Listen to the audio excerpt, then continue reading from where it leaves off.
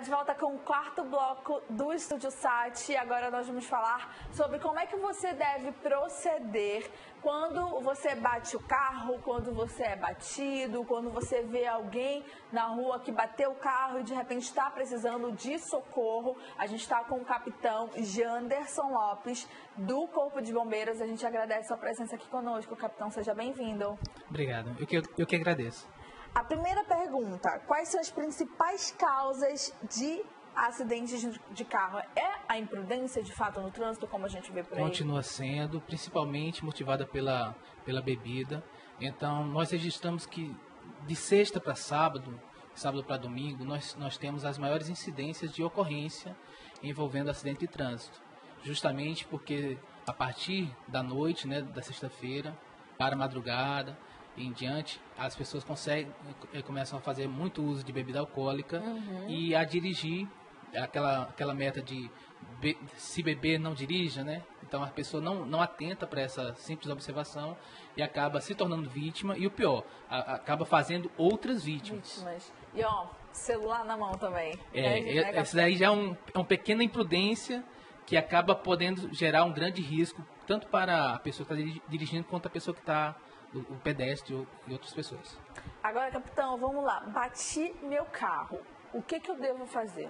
Bem, existem situações simples, de batidas simples, em que a pessoa percebeu que foi só uma encostada e provavelmente ela não está sentindo nenhuma dor na região da cervical, não há nenhuma dor também na parte do tórax, abdômen, nada disso.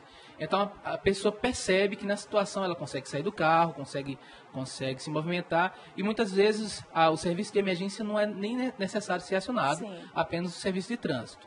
Existem, porém, os casos que são os mais graves, que são que a pessoa percebeu que foi uma batida forte, em que ela está sentindo dores tanto na região do abdômen, na região torácica, às vezes até alguma dor na região cervical. E nesses casos, aí sim, ela deve se preocupar, pois existem situações em que, dependendo da força, ela pode ter, até não ter um ferimento externo, mas pode ter também alguma lesão interna e um estado que pode vir a se agravar.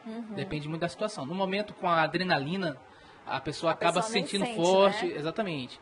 Porém, são vários os casos em que muitas vezes nós chegamos na ocorrência e nós presenciamos pessoas andando tranquilamente.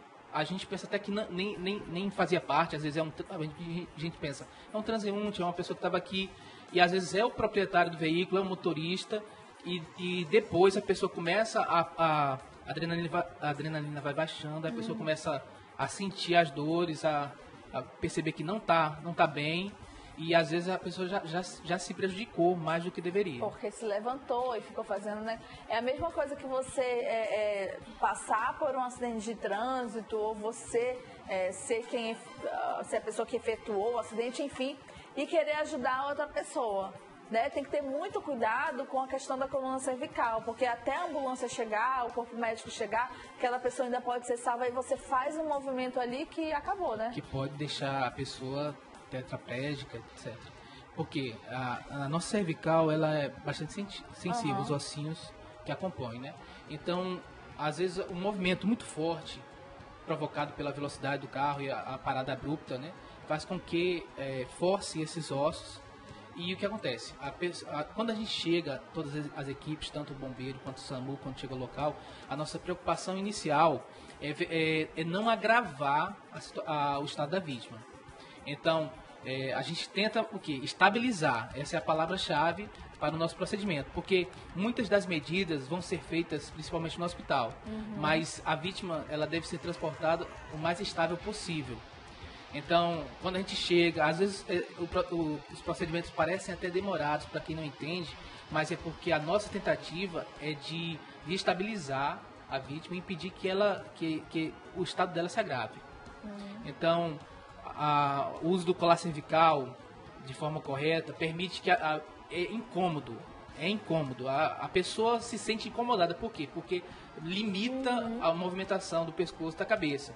Mas é importante, porque evita que alguma fratura, alguma coisa se evolua da cervical e a pessoa venha a ter outros problemas.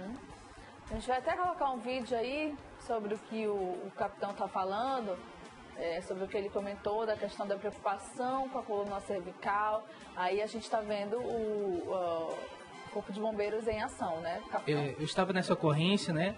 A nossa equipe chegou ao local, também existiam equipes do SAMU. O motorista, ele tinha perdido o controle por causa de um outro veículo que estava na frente dele. Ele veio abater e ficou preso nas ferragens, né? Então, normalmente o Corpo de Bombeiros é acionado principalmente quando há a dificuldade de retirar a vítima por causa das ferragens do veículo. Então a equipe fez a retirada, tentando manter a vítima o mais estável possível, preservando a coluna, preservando a cervical, justamente para que o estado dela não viesse a ser agravado. Aí, capitão, eu tenho uma dúvida. Vamos supor, quando é que eu ligo para o SAMU e quando é que eu ligo para o Corpo de Bombeiros? Olha, as equipes têm trabalhado de forma bem ajustada entre si. Sempre que o SAMU identifica que a ocorrência precisa do bombeiro, eles nos acionam. Uhum. Sempre que nós somos acionados e identificamos que a gente precisa deles, nós também temos acionados. Normalmente, o Corpo de Bombeiros é acionado principalmente para situações de trauma, esse tipo de colisões, sim, em que há a dificuldade, principalmente quando há dificuldade de retirada da vítima. Então, normalmente, nesse momento, até o SAMU já nos aciona. Entendi. A gente vai continuar com esse bate-papo aqui com o capitão, que eu acho tenho certeza, um bate-papo de extrema importância, porque a gente já viu casos, né? Você com certeza deve ver muito aí na rua também, a questão de ter um acidente de trânsito, você não sabe como deve proceder, não sabe nem às vezes para que número ligar, então daqui a pouco a gente volta falando a respeito desse assunto. Nós vamos seguindo para o intervalo comercial, mas antes disso, a gente teve o Dia dos Pais, que foi domingo agora, né? E a escola Agnus Dei fez uma linda comemoração em alusão a esse dia. Confere aí.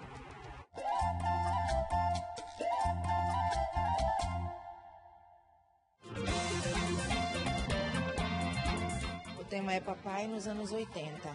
A escola optou por fazer uma volta, né, aos anos 80, os grandes musicais, né, o auge das grandes bandas, Paralamas do Sucesso, Titãs, enfim. Os alunos estão vivenciando isso, né? As professoras também vão entrar e fazer uma surpresa numa dança assim que elas ensaiaram bastante, com muito carinho, com muita dedicação. E tudo feito em prol desse homem que é tudo, né? O eixo familiar, é o pai. Para nós é maravilhoso, porque eles esperam, a cada evento eles vivenciam. Eles esperam a próxima data comemorativa, eles respiram isso. E a gente trabalha também dentro do conteúdo pedagógico, né?